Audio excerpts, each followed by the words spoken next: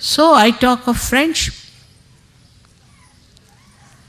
It's to have a friend. If we have worries, we always tell to our friends, but not to persons of acquaintance. If we have problems, we'll never tell it to somebody whom we just know, by the way, but to our friends. And so friendship, even if you are a leader, you are a friend of the people. Friendship is such that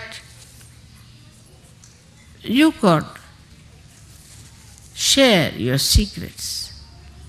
You could share your problems. You do that with me. And why not with each other? It's a question of understanding that Sahaja Yogis are all really friends to each other. I think relationship of friendship is even higher than any other relationship we could think of. Because there's nothing to be gained out of a friendship. It never ceases, and you just enjoy the friendship, that's all. Then you can pull each other's legs sometimes. You could be a little joking with another person, making fun of another person. It's all right. It's friendship. But this is the purest form of understanding our relationships with each other. And a friend is the one who is always, for no rhyme and reason, concerned about his friend. Before Sahaja Yoga, you could have only one friend, or at the most two. Three meant a crowd. Cannot have three persons as your friends. But in Sahaja Yoga, we are all friends, pure friendship. Friendship of a very beautiful nature. That you enjoy the joy of another person. In vibrations you do. If you feel the vibrations of another Sahaja Yogi, you really enjoy.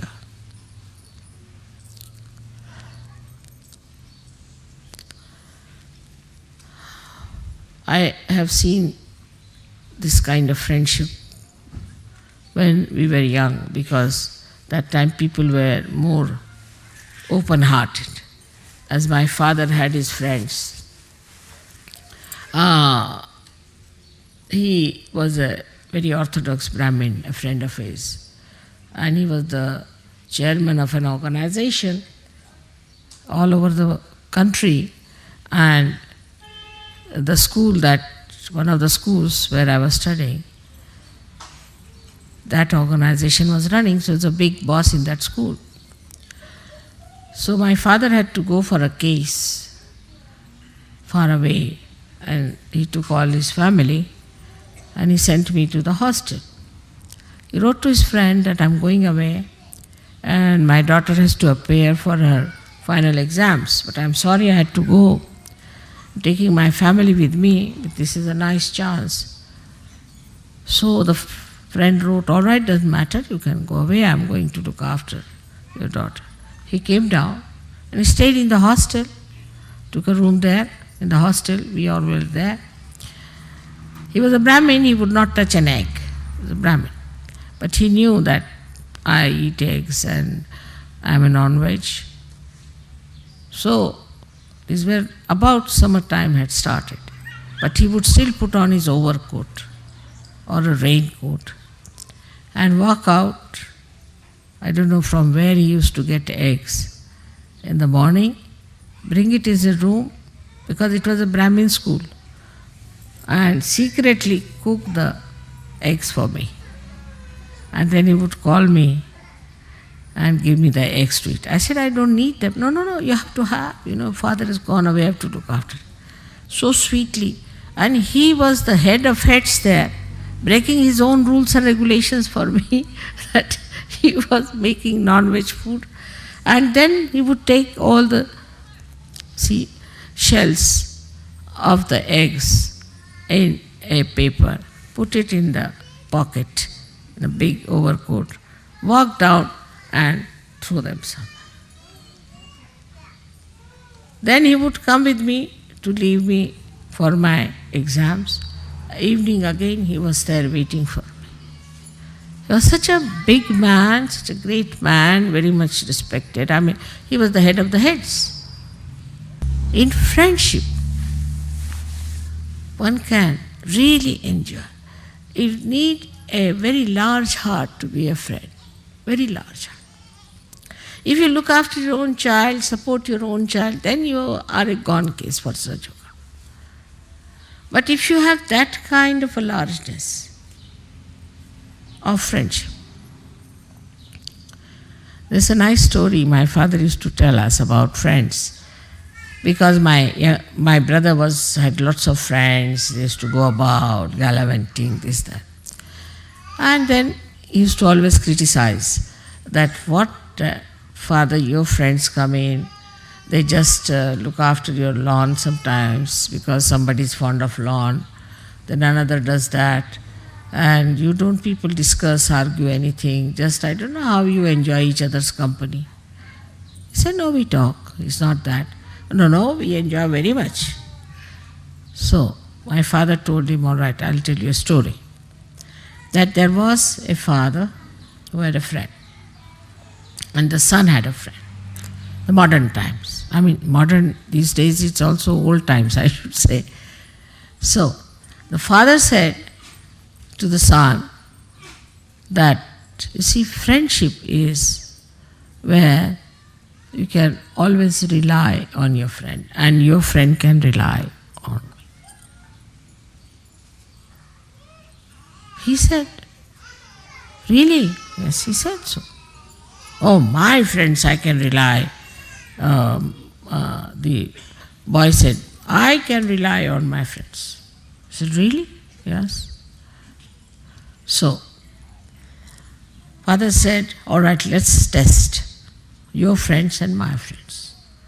So they went down, they asked, the father went with the son and went to these friends of the son.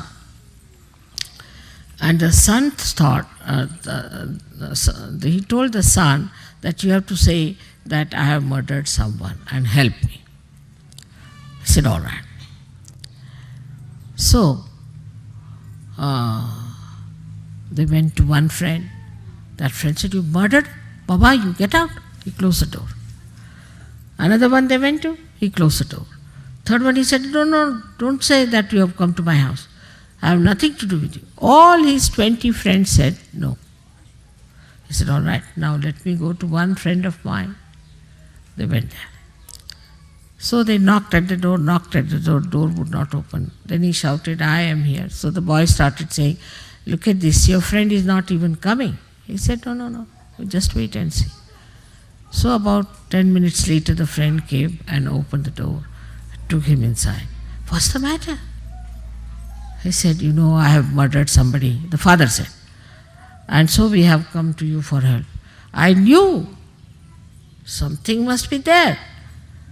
Because why will you come at this hour? So I was collecting all the ornaments of my wife. I mean, if you need money, I better give you the ornaments. So that's why I was late. But he said, if you have murdered, that doesn't matter. Now you've got children, I don't have. So you better tell them I have murdered. Tell me how the murder took place. I'll take the murder upon myself.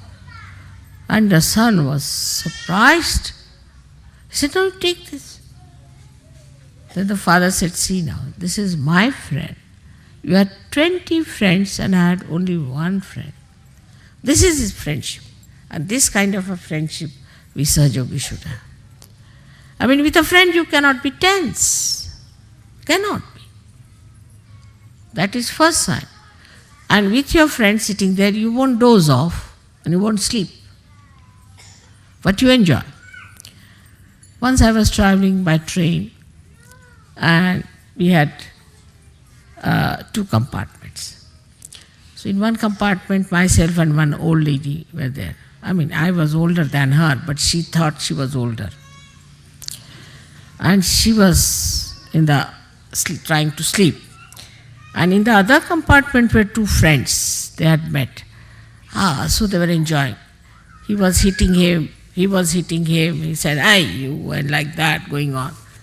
And this lady said, "Look at these people, they are not allowing us to sleep." So she went and shouted at them, "Will you stop this nonsense? What is going on?" He said, "We have met after a long time, you see, so we are enjoying." He said, "This is not the way. Why are you hitting each other if you are enjoying? And don't talk loudly." She went away. Then I went and said, "Now you shout. I am here. Don't say anything. I'll lock the door. This lady won't come." They were surprised. I said, "I'm enjoying the way you are enjoying each other." They said, "You don't want to sleep?" "No, no." I said, "I want to hear what you say to each other." And they were surprised how I was enjoying the way they were hitting each other and enjoying each other. So this is how I have to tell you that we have to be friends. We have to share, enjoy sharing. There's no seriousness about it. How can you be serious with your friend when you just relaxed, enjoying each other's company? Even if you have to argue, doesn't matter. Even if you have a different view, it's all right. But you should not try to impose yourself on your friend, nor your friend should try to impose, but try to understand each other. That's how we are going to learn such a lot. You have to learn such a lot from each other. For example, I learned so much from French, you will be surprised. I learned a lot of things from French, the way they have their art, their ideas of art, their music, their culture. Lots of things to be learned. So you have friends in India, you have friends everywhere, you have friends now in South America. Everywhere you have friends. You just go with my badge, finished.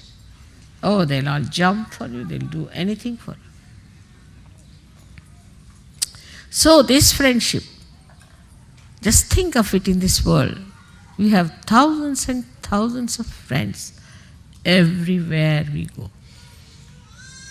And this is what we have to know within ourselves, that we have to be ourselves very, very friendly type. Very friendly. There's an openness between one friend and another friend. There's no closeness, there's no tension, there's no formality and reliance. So much so that you can talk to them about what you want, what is your need, and what problems you have. I hope you understand that love means complete freedom to yourself and to others. If you love someone, then there is complete freedom and understanding. But this love has to be very, very pure, complete understanding. You have to feel that friendship, and you will feel very proud that you have so many friends, real friends. You have so many friends who are real friends. You will be so very